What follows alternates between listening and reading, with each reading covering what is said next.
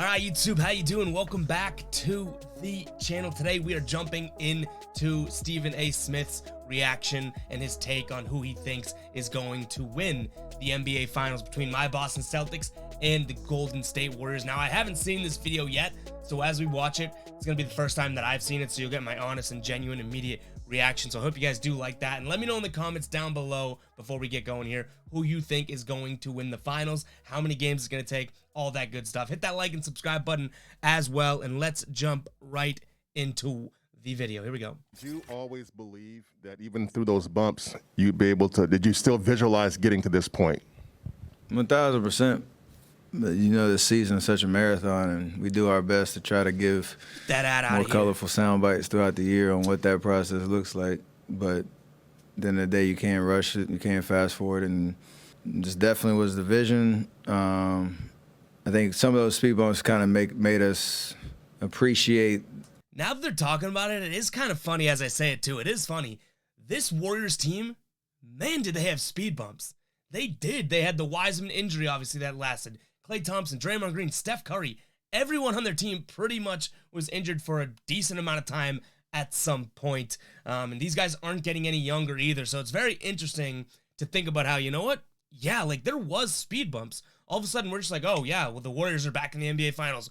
No kidding. But, like, it wasn't that easy for them, which I feel like people forget about. People feel like, oh, you know, they're in the finals again, you know, whatever. It's the Warriors, Steph, Klay, Dre, you know, they belong here. They don't realize the turmoil and the adversity that the Warriors had to go through, so I do give them absolute credit for that, for sure. The difference in this team in terms of, I call it, I guess, the versatility. We had a lot of different guys play a lot of different roles. Nice and block there. We just wanted to get to the playoffs in one piece as much as possible and give ourselves the best chance. And somehow we obviously made it through this run with some injuries, but for the most part. When are we getting to Stephen A? That's what I'm reacting to. The vision of getting here never faded, ever. All right, Caesars Sportsbook currently has the Warriors as a slight favorite to win this series. Game one, as I mentioned, Thursday in San Francisco, where Golden State is a 3.5-point favorite. JJ, I'll start with you. Who should be the favorite in this finals? You know, it's really interesting. ESPN's own projections, BPI, has the Warriors with a 14% chance of winning this series, the Celtics an 86% chance. And Celtics 86%. That's what I don't like. As a Celtics fan, obviously I want the Celtics to win this series, but I do not love hearing 86% chance in some sort of predictions machine, because that sounds like a big old jinx to me. Sound the alarms, we're jinxing it. And I tend to lean more towards that. And I think this series comes down to the Celtics defense. And this is a defense that was first in the NBA in the regular season in switching frequency. They're not getting credit They were for that. second so far in the playoffs in switching frequency.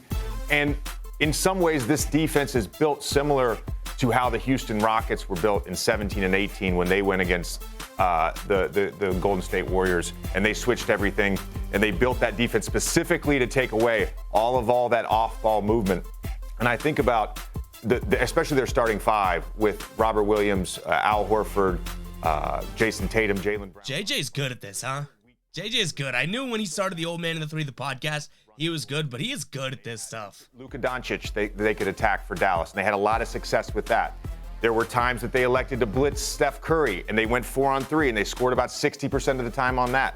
You go back to the Nuggets series, they had Jokic all the way up in pick and rolls, and they went 4-on-3 and just tore them apart. I don't think the Boston Celtics, at times maybe they will be doubling Steph, but I don't think they're going to have to build an entire game plan around doubling when their inherent defense that they've run all season is to switch things, and they have the personnel to do it. Do the Warriors make their shots? I feel you on that. To answer the question directly, I think the Golden State Warriors should be the favorites. I'm looking at Steph Curry. I'm looking at Klay Thompson. I'm looking at Jordan Poole. All of them are shooting at least 38% from three-point range, and I think that that's the difference between them and a team like the Miami Heat, per se. That's what I'm looking at right now. I recognize the fact that the Boston Celtics defense is elite. Make no mistake about it. They can win this series. I'm not of the mindset that the Golden State Warriors are the clear favorites and there's no way on earth, whether it's 5 or 6 games, Boston is going home. I think this. I mean, so far, this is maybe the most logical I've heard Stephen A. I can't disagree with what he's saying so far. If the Warriors hit their shots, it's going to be tough for the Celtics, and he's not even discrediting or discounting the Celtics in this series. So, Stephen A., you got me impressed. This is literally a pick'em series. I'm just rolling with the Warriors. I'm not jumping off of that ship. And I think because of their experience and their sharpshooting ability, I think that's what stands out above the crowd. I got to also take into account the elevation of Andrew Wiggins during these playoffs from a defensive standpoint, particularly the job that he did against Luka Doncic, even though Doncic got his numbers-wise and what have you. Obviously, it was a tough set. Just interrupt real quick, because I knew you were going to say that. I knew you were going to bring this point up. Just so we're clear, Luka shot 51% against Andrew Wiggins when he was the primary defender. All right, keep going. I'm fully aware of that, and I'm glad you tried to interrupt to make your point. JJ interrupting at the end there, but honestly, I don't hate Stephen A's take here. Like, he's saying it's a pick'em series. Everyone seems to know that it's a pick'em series. It's only a plus 130 odds for Celtics win, pretty close to even there. I mean, you do get plus money, so that's great, but I don't hate Stephen A's take here. This was sent to me, and I was like, oh boy, is Stephen A about to go like crazy? His take where he argues. No, this one's kind of fair. Like, honestly, if you're going to tell me this is a pick'em series and you're just picking the Warriors, how am I going to argue that? I do think the Celtics have the slight edge due to momentum, and I think they are truly the better defensive team, and they outsize Golden State. But I can't call Stephen A an idiot here, a dummy. I think Stephen A is well within his right in this take. So, for once, I guess, based on some of the reactions we've done and everything like that, for once, hats off to Stephen A for making a sort of, you could see both sides of a take, and he wasn't just going absolutely crazy. But I think the Celtics have this one. Stephen A thinks the Warriors have this one. I think Stephen A is going to be wrong. But nonetheless, guys, we'll catch you guys in the next video. Hit that like button, subscribe, and we'll catch you guys in the next one, like I said. Until then, peace out.